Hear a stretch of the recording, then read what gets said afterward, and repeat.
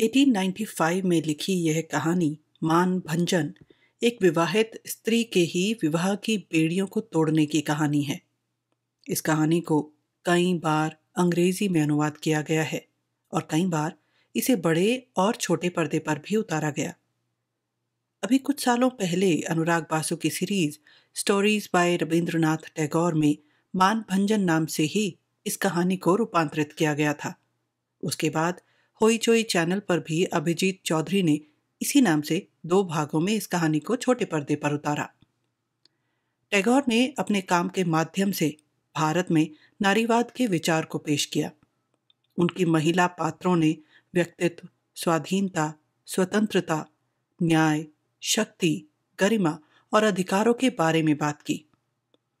ऐसा ही एक नारी चरित्र हमें इस कहानी में देखने को मिलता है, गिरिबाला का। आइए सुनते हैं मान भंजन। आप हैं कथा कहानी काव्य पर मेरे यानी मनीषा के साथ।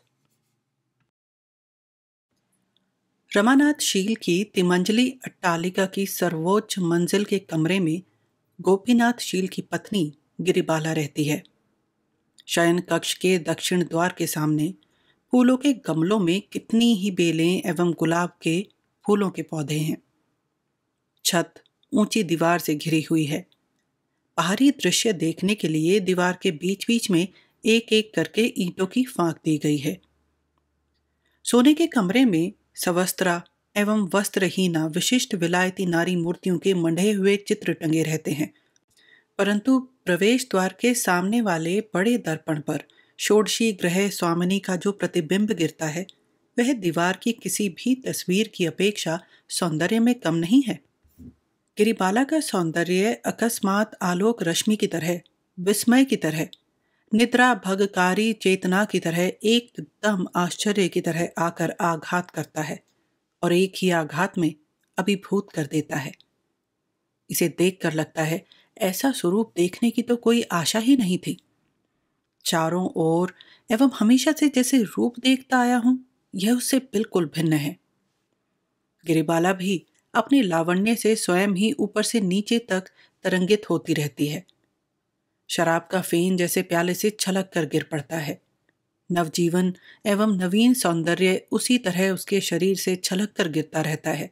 उसके वस्त्रों से, आभूषणों से, उसके बाहां हिलाने से, उसकी गर्दन की अदा से, उसके चंचल चरणों के उद्दाम छंद से, नुपुर ध्वनि से, लहराते हास्य से, मंजी हुई भाषा से, आकर्षक कटाक्ष से एकदम उच्छृंखल की तरह उद्वेलित हो उठता है। अपनी ही देह के इस उच्छलित मदिर रस से गिरिबाला को एक नशा चढ़ गया है। प्राय देखा जाता है कि एक कोमल रंगीन वस्त्र में अपना संपूर्ण शरीर लपेटे वह छत पर अकारण ही चंचल होकर घूम रही है, जैसे मन के भीतर के किसी एक अश्रुत अव्यक्त संगीत की ताल पर उसका अंग प्रत्यंग नृत्य करना चाहता है।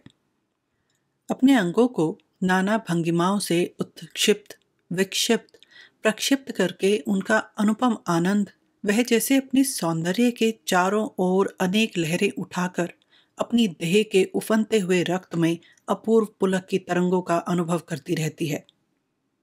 वह अचानक पौधे से पत्ते तोड़कर दाई भुजा को आकाश में उठाकर उन्हें हवा में जोड़ देती है। तब उसके कंगन बज उठते हैं। उसका आंचल खिसक कर गिर पड़ता है। उसकी सुललित भुजा की भंगिमा पिंजर मुक्त अदृश्य पक्षी की भांति अनंत आकाश में बादलों की ओर उड़ती चली जाती है। हठात वह गमले में से एक मिट्टी का ढेला उठाकर अकारण ही मसल कर बिखरा देती है। पांव की उंगलियों पर भार देकर उचक कर दीवार के छिद्रों में से अपार संसार को एक बार चट से देख लेती है। फिर घूमकर आंचल घुमाती हुई चली आती है। आंचल में बंधा तालियों का गुच्छा झन झन करके बज उठता है। कभी दर्पण के सामने जाकर जूड़ा खोलकर फैला देती है और असमय में केश बांधने बैठ जाती है। केश बांधने के फीते से केशों को लपेटकर उस फीते को अपने मोती जैसे दांतों से दबाकर पकड़ लेती है। दोनों बाहें ऊपर उठाकर पाथे के पीछे वेणियों को खूब खींचकर जूड़ा बना लेती है। केश बांधना समाप्त करने पर हाथ के सब काम पूरे हो जाते हैं। तब वह आलस्य से भरकर कोमल बिछौने पर आकाश से टपकी एक प्रकाश किरण की भांति पसर जाती है। उसकी संतान नहीं है। धनी घर में उसे कोई कामकाज भी नहीं है। वह उदासी भरे एकांत में प्रतिदिन अपने भीतर स्वयं ही उमड़ घुमड़ कर अंत में स्वयं को और संभाल नहीं पाती। पति है, परंतु वे उसकी सीमा के भीतर नहीं है। गिरिबाला बाल्यकाल से यौवन की सीमा लांघ कर पूर्ण विकसित हो उठने पर भी न जाने क्यों अपने पति की आंखों से ओझल हो गई है। बल्कि बाल्यकाल में उसने अपने पति का प्यार पाया था। पति उस समय स्कूल से भागकर अपने सोते हुए अभिभावकों से छुपकर निर्जन दोपहर में अपनी बालिका पत्नी के साथ प्रणयालाप करने आ जाते थे। एक घर में रहते हुए भी चिट्ठी लिखने के बढ़िया कागज पर पत्नी के साथ पत्र व्यवहार करते थे। स्कूल के विशेष मित्रों को वे सब चिट्ठियां दिखाकर गर्व अनुभव करते थे। मामूली एवं कल्पित कारणों से दोनों में मान मनोबल भी चलता रहता था। इसी बीच पिता की मृत्यु हो जाने पर गोपीनाथ स्वयं घर के मालिक बन गए। लकड़ी के कच्चे तख्ते में जल्दी दीमक लग जाती है। कच्ची उम्र में गोपी जब स्वाधीन हो गए तो बहुतेरे जीव जंतु उनके कंधे पर आ बैठे और फिर क्रमशः घर के बजाय उनका अधिक समय बाहर व्यतीत होने लगा। मालिक बनने की एक उत्तेजना होती है। मनुष्य के सामने मनुष्य का नशा भी बढ़ जाता है। बहुत से लोगों एवं इतिहास को प्रभावित करने वाले नेपोलियन की शक्ति का भी एक प्रबल आकर्षण था। एक छोटी सी बैठक में बैठे इस कम उम्र मालिक को भी अपने छोटे से दल का नशा वैसा ही था। एक मामूली औरत के बंधन की तुलना में अपने चारों ओर एक अभागी यार मंडली जुटाकर उसके नेता बनना एवं उसके द्वारा वाहवाही प्राप्त करना बड़ा उत्तेजक होता है। उसके लिए अनेक व्यक्ति संपत्ति नाश, ऋण, कलंक आदि सब कुछ स्वीकार करने को तैयार हो जाते हैं। गोपीनाथ अपने यार संप्रदाय के अध्यक्ष बनकर बहुत मतवाले हो गए। वे प्रतिदिन यारों की नई नई कीर्ति, नया नया गौरव प्राप्त करने लगे। उनके दल के लोग कहने लगे, जनता में यारी की अद्वितीय ख्याति का प्रचार गोपीनाथ ने किया है। उसी गर्व से, उसी उत्तेजना से दूसरे सभी सुख दुख कर्तव्यों आदि के प्रति अंधा बनकर वह अभागा रात दिन भंवर की भांति चक्कर खाता घूमने लगा। एक ओर अद्वितीय सौंदर्य लेकर अपने अंतःपुर के सूने राज्य में शयन गृह के सूने सिंहासन पर गिरिबाला विराजने लगी। वह स्वयं जानती थी कि विधाता ने उसके हाथ में राजदंड दिया है, मगर वह यह भी जानती थी कि दीवार के छिद्रों में से जो संसार फैला हुआ दिखाई पड़ता है, उस संसार के किसी एक मनुष्य को भी वह बंदी नहीं बना सकती। गिरिबाला की एक शौकीन दासी है। उसका नाम सुधो अर्थात सुधा मुखी है। वह गीत गाती, नाचती, माला गूंथती, मालकिन के रूप की तारीफ करती एवं अरसिक के हाथ में ऐसा रूप निष्फल हो गया है कहकर आक्षेप करती थी। आजकल इस सुधो के न होने पर गिरिबाला का काम नहीं चलता। उलट पलट कर वह अपनी मुखश्री, शारीरिक गठन, रंग की उज्ज्वलता के संबंध में उसकी बातें सुनती, बीच बीच में उसका प्रतिवाद करती एवं मन ही मन पुलकित होकर भी सुधो को झूठी और चापलूस कहकर झिड़कना नहीं छोड़ती। सुधो उस समय 100 शपथों के साथ अपनी बात को सच साबित करने बैठती। गिरिबाला के लिए भी उस पर विश्वास करना कुछ खास कठिन नहीं होता। सुधो गिरिबाला को गाना सुनाती, किए हस्ताक्षर श्री चरणों में। इस गाने को गिरिबाला अपने आलता लगे सुंदर चरण पल्लवों की तारीफ समझती एवं एक पद लुंठित दास की तस्वीर में उसकी कल्पना में उदित हो जाती। परंतु हाय, दोनों श्री चरणों की झांझन की झनकार से सूनी छत वह अपना जयगान झंकृत करती हुई घूमती रहती, फिर भी कोई बेमोल बिका हुआ भक्त आकर हस्ताक्षर नहीं कर जाता। गोपीनाथ ने जिसके लिए हस्ताक्षर कर दिए थे उसका नाम लवंग था। वह थिएटर में अभिनय करती थी। वह स्टेज पर आश्चर्यजनक रूप से बेहोश हो सकती थी। वह जिस समय नकियाते हुए स्वर में हाफ हाफ कर, खींच खींच कर, टूटे फूटे उच्चारण से प्राणनाथ, प्राणेश्वर कहकर पुकारती थी, उस समय महीन धोती के ऊपर वेस्ट कोट पहने हुए फुल मोजा मंडित दर्शक मंडली एक्सेलेंट एक्सेलेंट कहकर उछल पड़ती थी। इस अभिनेत्री लवंग की आश्चर्यजनक क्षमता का वर्णन गिरिबाला ने इससे पहले अनेक बार अपने पति से सुना था। उस समय तक उसके पति पूरी तरह अलग नहीं हो पाए थे और किसी स्त्री के पास भी ऐसी कोई लुभावनी विद्या है जो उसके पास नहीं है, इसे वह सहन नहीं कर सकती थी। बड़े कौतूहल से उसने अनेक बार थिएटर देखने के लिए जाने की इच्छा प्रकट की, परंतु पति को किसी भी तरह सहमत नहीं कर पाई थी। अंत में एक दिन उसने रुपए देकर सुधो को थिएटर देखने भेज दिया। सुधो ने आकर नाक भौं चढ़ाकर राम राम करते हुए अभिनेत्रियों के सिर पर झाड़ू मारने का एवं उनकी खराब शक्ल और नकली हाव भाव से जिन पुरुषों को आकर्षण होता है उनके संबंध में भी उसने यही दंड निश्चित किया। सुनकर गिरिबाला निश्चिंत हो गई, परंतु जब उसके पति सब बंधन तोड़ गए तब उसके मन में संशय पैदा हुआ। सुधो की बात पर अविश्वास प्रकट करने पर सुधो ने गिरी का शरीर छूकर बारंबार कहा, कपड़ों से ढकी लुकाठी जैसा तो उसका भद्दा एवं गंदा चेहरा है।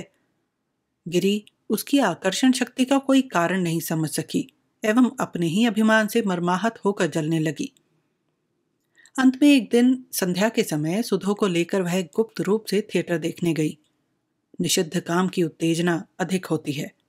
उससे हृदय के भीतर जो एक मीठा कंपन हुआ था, उसी कंपन के वेग से इस आलोकमय लोकमय वाद्य संगीत मुखरित दृश्यपट शोभित रंगभूमि ने उसकी आंखों में दुगनी सुंदरता धारण कर ली। अपने उस प्राचीर वेष्टित निर्जन निरानंद अंतःपुर से यह कि सुसज्जित सुंदर उत्सव लोक में उपस्थित हुई है, सब स्वप्न जैसा लगने लगा। उस दिन मान भंजन ओपेरा का अभिनय हो रहा था। न जाने कब घंटा बजा, वाद्य थम गए। चंचल दर्शक गण पल भर में स्थिर निस्तब्ध होकर बैठ गए। रंगमंच की सम्मुखवर्ती आलोकमाला उज्जवल तर हो उठी। पर्दा उठ गया।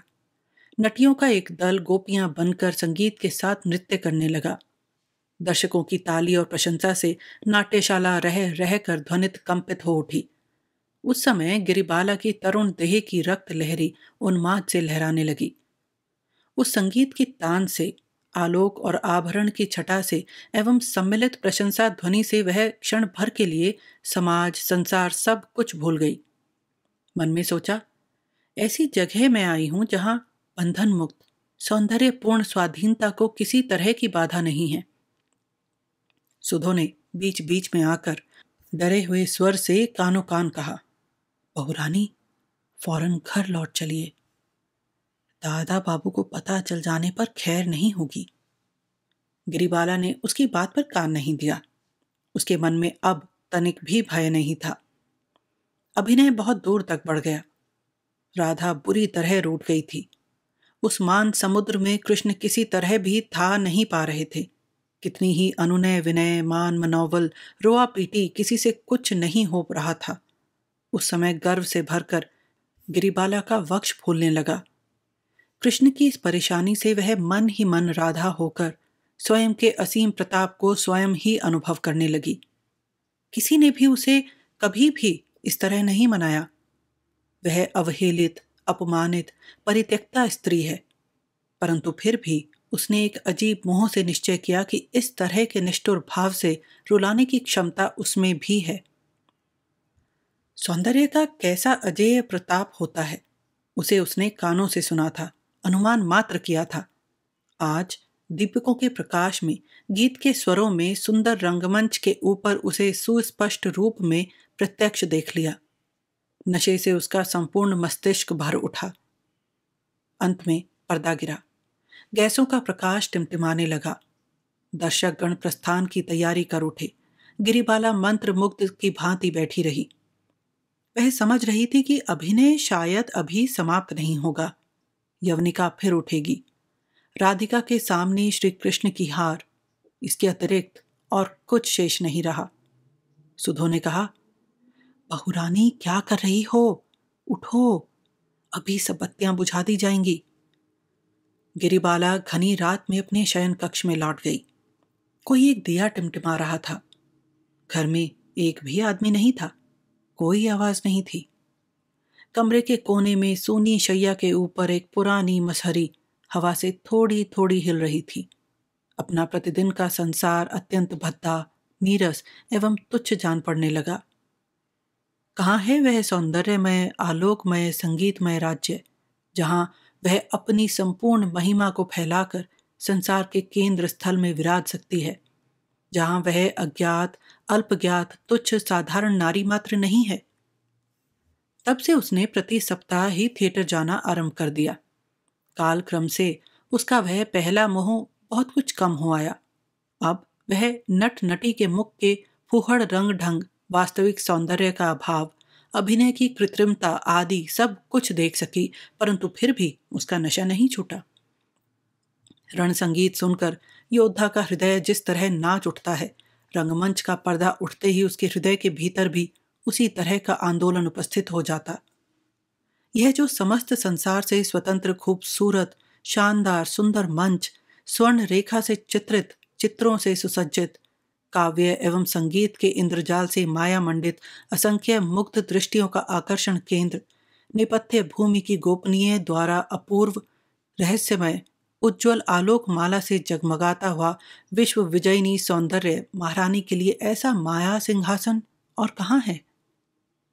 पहली बार जिस दिन अपने पति की रंगभूमि में उपस्थित देखा एवं जब गोपीनाथ किसी नटी के अभिनय से उन्मत्त होकर उच्छ्वास प्रकट करने लगा, तो पति के प्रति उसके मन में प्रबल अवज्ञा का उदय हुआ। उसने जर्जरित हृदय से अपने मन में सोचा, यदि कभी भी ऐसा दिन आए कि उसके पति उसके रूप से आकृष्ट होकर पंख जले पतंगे की भांति उसके पद तल पर आ पड़े और वह अपने चरण नख से ठोकर मारकर अभिमान में भरकर चली जा सके, तभी उसका यह व्यर्थ रूप, व्यर्थ यौवन कुछ सार्थकता पा सकता है। परंतु वह शुभ दिन आएगा कब? आजकल गोपीनाथ के दर्शन पाना ही दुर्लभ हो गया है। वह अपने प्रम घमंडता की आंधी के मुख पर धूली ध्वजा की भांति एक दल बनाकर घूमता घूमता कहाँ चला गया है, इसका कुछ ठिकाना ही नहीं है। एक दिन चैत्र मास की वासंती पूर्णिमा में गिरिबाला वासंती रंग के कपड़े पहनकर दक्षिणी वायु में आंचल उड़ाती हुई छत पर बैठी हुई थी। यद्यपि घर में पति नहीं आते थे, फिर भी गिरी उलट पलट कर प्रतिदिन नए नए गहनों से स्वयं को सुसज्जित किए रहती थी। हीरा मुक्ता के आभरण उसके अंग प्रत्यंग में एक उन्माद का संचार करते थे। झलमलाते हुए रुनझुन बजकर उसके चारों ओर एक हिल्लोल उठाते थे। आज वह हाथ में बाजूबंद एवं गले में एक चुन्नी और एक मुक्ता की कंठी पहने हुए थी एवं बाएं हाथ की कनिष्ठा उंगली में एक नीलम की अंगूठी पहन रखी थी। सुधो पांव के पास बैठी थी, बीच बीच में उसके निढाल कोमल कमल से लाल पांव को हाथ से दाब रही थी एवं सच्चे प्रशंसा भाव से कह रही थी, बहुरानी, यदि मैं पुरुष होती तो इन दोनों पांवों को छाती पर रखकर मरती। गिरिबाला गर्व सहित हंसकर उत्तर दे रही थी, लगता है छाती पर लिए बिना ही मरना होता। उस समय क्या इस तरह से पांव फैला देती? ढेर मत पको, तू आज वही गीत गा।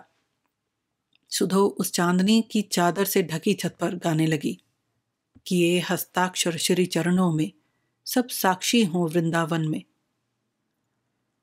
उस समय रात्रि के 10 बज रहे थे। मकान के सब लोग खान पान आदि समाप्त करके सोने चले गए थे। इसी समय इत्र मलकर चादर फहराता हुआ अचानक ही गोपीनाथ आ उपस्थित हुआ। सुधो जीभ काटकर 7 हाथ का घूंघट खींचकर लंबी सांस लेकर भाग गई। गिरिबाला ने सोचा उसका दिन आ गया है। उसने मुंह उठाकर नहीं देखा। वह राधिका की भांति कठोर मान में भरकर अटल बैठी रही, परंतु दृश्य पट नहीं उठा। मयूर पंख का मुकुट चरणों के समीप नहीं लौटा। किसी ने रागिनी में नहीं गाया, क्यों पूनम में अंधकार कर मुख शशि को तुम छिपा रही हो। संगीत विहीन नीरस कंठ से गोपीनाथ ने कहा, जरा ताली तो दो। ऐसी ज्योत्सना में, ऐसे बसंत में, इतने दिनों के वियोग के बाद यह कैसा प्रथम संभाषण। काव्य में, नाटक में, उपन्यास में जो लिखा रहता है वह आरंभ से अंत तक शायद सब झूठी बातें हैं। अभिनय मंच पर प्रेम गीत गाकर पांव पर आकर लौटता हुआ जो गिर पड़ता है और जिसे देखकर दर्शक का जी भर आता है, वही व्यक्ति बसंत की रात्रि में घर की छत पर आकर अपनी अनुपमा युवती स्त्री से कहता है, अजी जरा ताली तो दो, उसमें न तो रागिनी है, न प्रेम है, न कोई मोह है और माधुर्य भी नहीं है, वह अनंत अकिंचित कर है। इसी समय दक्षिणी वायु संसार के समस्त अपमानित कवित्व के मर्मांतक दीर्घ निश्वास की भांति हू हू करके बह गई। गमले भरे ताजा खिले बेले के फूलों की गंध को पूरी छत पर बिखरा गई। गिरिबाला के केशों का गुच्छा आंखों और मुंह पर आ पड़ा एवं उसकी बासंती सुगंध इधर उधर फैलने लगी। गिरिबाला अपना सारा मान विसर्जित कर उठ खड़ी हुई, पति का हाथ पकड़कर बोली, ताली अभी देती हूं, तुम घर में चलो। आज वह रोएगी, रुलाएगी, अपनी संपूर्ण एकांत कल्पनाओं को सार्थक करेगी, अपने सारे ब्रह्मास्त्रों का उपयोग कर विजयी होगी। यह उसने दृढ़ संकल्प कर लिया था। गोपीनाथ ने कहा, मैं अधिक देर नहीं रुक सकूंगा, तुम ताली दो। मैं ताली दूंगी और ताली के भीतर जो कुछ है वह भी दूंगी, परंतु आज रात तुम कहीं नहीं जा सकोगे। ये नहीं होगा, मुझे कुछ खास काम है। तो मैं ताली नहीं दूंगी। दोगी क्यों नहीं? कैसे नहीं देती हो, देखूंगा, कहकर उसने गिरिबाला का आंचल देखा। ताली नहीं थी। घर में घुसकर उसके शीशे के बक्स की दराज खोलकर देखा, उसमें भी ताली नहीं थी। उसके केश विन्यास करने के बक्स को जबरदस्ती तोड़कर खोल डाला। उसमें काजल, सिंदूर की डिब्बी, केशों में बांधने का फीता आदि विचित्र उपकरण थे, मगर ताली नहीं थी। उसने बिछौने हटाकर, गद्दी उठाकर, अलमारी तोड़कर नष्ट कर दिए। गिरिबाला पत्थर की मूर्ति की भांति कठोर होकर दरवाजा पकड़कर छत की ओर देखती हुई खड़ी रही। व्यर्थ मनोरथ गोपीनाथ क्रोध में बड़बड़ाता हुआ आकर बोला, ताली तो कह रहा हूं, अच्छा नहीं होगा। गिरिबाला ने उत्तर तक नहीं दिया। तब गोपी ने उसे कसकर पकड़ लिया एवं उसकी बाह में से बाजूबंद, गले में से कंठी, अंगुली में से अंगूठी निकालकर उसे लात मार कर चला गया। मकान में किसी की भी नींद भंग नहीं हुई। मोहल्ले का कुछ भी नहीं जान पाया, कोई भी नहीं जान पाया। चांदनी रात वैसी ही निस्तब्ध बनी रही, सर्वत्र जैसे अखंड शांति विराज रही थी। परंतु हृदय की चीत्कार ध्वनि यदि बाहर सुनाई पड़ती तो वह चैत्र मास की सुख की नींद भरी चांदनी रात अचानक तीव्रतम शोरगुल से दीर्ण विदीर्ण हो जाती। इस प्रकार पूरी खामोशी से ऐसी हृदय विदारक घटना घट सकती है? अंततः वह रात भी कट गई। ऐसा पराभव, ऐसा अपमान गिरिबाला सुधो से भी नहीं कह सकी। मन में सोचा, आत्महत्या करके इस अतुल रूप यौवन को अपने ही हाथ से टुकड़े टुकड़े करके तोड़ फेंक कर वह अपने अनादर के प्रतिशोध लेगी। परंतु उसी समय याद आया, उससे किसी का कुछ आएगा जाएगा नहीं। दुनिया की कितनी हानि होगी उसे कोई अनुभव भी नहीं करेगा। जीवन में भी कोई सुख नहीं है और मृत्यु से भी कोई सांत्वना नहीं है। गिरिबाला बोली, मैं पिता के घर जा रही हूं। उसके पिता का घर कलकत्ते से दूर था। सभी ने मना किया, परंतु उसने निषेध भी नहीं सुना, किसी को साथ भी नहीं लिया। इधर गोपीनाथ भी सदल बल नौका विहार को न जाने कितने दिनों के लिए कहां चला गया था, इसे कोई नहीं जानता था। गांधर्व थिएटर में गोपीनाथ प्रायः प्रत्येक अभिनय में उपस्थित रहता था। वहां मनोरमा नाटक में लवंग मनोरमा बनती थी एवं गोपीनाथ सदल बल सामने की पंक्ति में बैठकर उसे उच्च स्वर से वाहवाही देता एवं स्टेज पर रुपयों की गड्डी फेंकता था। कभी कभी शोर शराबा कर दर्शकों की उपेक्षा का पात्र भी बन जाता था। फिर भी रंगभूमि के अध्यक्षगण उसे मना करने का साहस कभी नहीं करते थे। अंत में एक दिन गोपीनाथ नशे में ग्रीन रूम के भीतर प्रवेश करके भारी गोलमाल मचाया। किसी एक मामूली कारण से उसने स्वयं को अपमानित अनुभव करके एक नटी को बुरी तरह पीट दिया। उसकी चीख पुकार एवं गोपीनाथ की गाली गलौज से संपूर्ण नाट्यशाला चकित हो उठी। उस दिन अध्यक्षगण ने और सहन न पाकर गोपीनाथ को पुलिस की सहायता से बाहर कर दिया। गोपीनाथ इस अपमान का प्रतिशोध लेने को तुल गया। थिएटर वालों ने दुर्गा पूजा के 1 महीने पहले से ही नए नाटक मनोरमा का अभिनय खूब साज सज्जा के साथ करने की घोषणा कर दी थी। विज्ञापनों ने कलकत्ता शहर को कागज से पाट डाला गया था। इसी समय गोपीनाथ उनकी प्रधान अभिनेत्री लवंग को लेकर बोट पर चढ़कर कहीं गायब हो गया। उसका फिर पता ही नहीं लग सका। थिएटर वाले अचानक अथाह समुद्र में जा पड़े। कुछ दिन लवंग के लिए प्रतीक्षा करके अंत में एक नई अभिनेत्री को मनोरमा के पाठ का अभ्यास करा लिया गया। इसी कारण उनके अभिनय का समय भी पिछड़ गया। परंतु विशेष हानि नहीं हुई। हॉल में दर्शक समा ही नहीं पाते। सैकड़ों आदमी दरवाजे से ही लौट जाते। अखबारों में भी प्रशंसा की सीमा न रही। वह प्रशंसा दूर देश में गोपीनाथ के कानों में भी पड़ी। वह और ठहर नहीं पाया। विद्वेष एवं कौतूहल से भरकर वह अभिनय देखने के लिए आया। पहली बार पर्दा उठने पर अभिनय के प्रारंभिक भाग में मनोरमा दीनहीन वेश में दासी की भांति अपने ससुराल में रहती है। दबे ढके विनम्र संकुचित भाव से वह अपना काम काज करती है। उसके मुंह से बात नहीं निकलती और उसका मुंह भी अच्छी तरह दिखाई नहीं देता। अभिनय के अंतिम दृश्य में मनोरमा को पितृगृह भेजकर उसका पति धन के लोभ से किसी एक लखपति की एकमात्र कन्या से विवाह करने को तैयार हो जाता है। विवाह के पश्चात वासर घर में जब पति गौर से देखता है तो लगता है यह भी वही मनोरमा है, केवल उस दासी वेश में नहीं है। आज वह राजकन्या जैसी सज रही है। उसका निरुपम सौंदर्य आभूषणों से, ऐश्वर्य से मंडित होकर दसों दिशाओं में बिखरा पड़ रहा है। बचपन में मनोरमा अपने धनी पितृगृह में से अपहृत होकर दरिद्र के घर में पलती थी। बहुत समय बाद जब उसके पिता को पता लगा तब उसने कन्या को घर लाकर उसके पति के साथ ही दोबारा नए समारोह से ब्याह दिया। उसके बाद वासर घर में मान भंजन शुरू हुआ। परंतु इसी बीच दर्शक मंडली में एक भारी गड़बड़ मच गई। मनोरमा जब तक मलिन दासी वेश में घूंघट काढ़े हुए थी तब तक गोपीनाथ चुपचाप देख रहा था। परंतु जब आभूषणों से झलमिल करके लाल साड़ी पहनकर माथे के घूंघट को हटाकर रूप की तरंग उठाती हुई वासर घर में खड़ी हुई एवं एक अनिर्वचनीय गौरव से गर्दन टेढ़ी करके उसने समस्त दर्शक मंडली एवं विशेष रूप से सामने बैठे गोपीनाथ की ओर चकित विद्युत की भांति अवज्ञापूर्ण तीक्ष्ण कटाक्ष फेंका।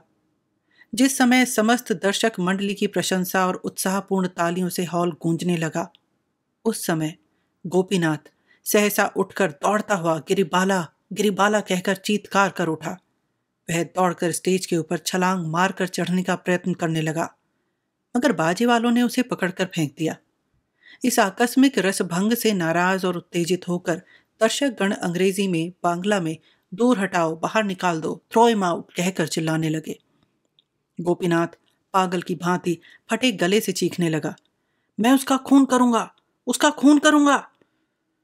पुलिस आकर गोपीनाथ को पकड़कर खींचकर बाहर ले गई। संपूर्ण कलकत्ता शहर के दर्शक दोनों आंखें भरकर गिरिबाला का अभिनय देखने लगे। केवल गोपीनाथ को वहां स्थान नहीं मिला।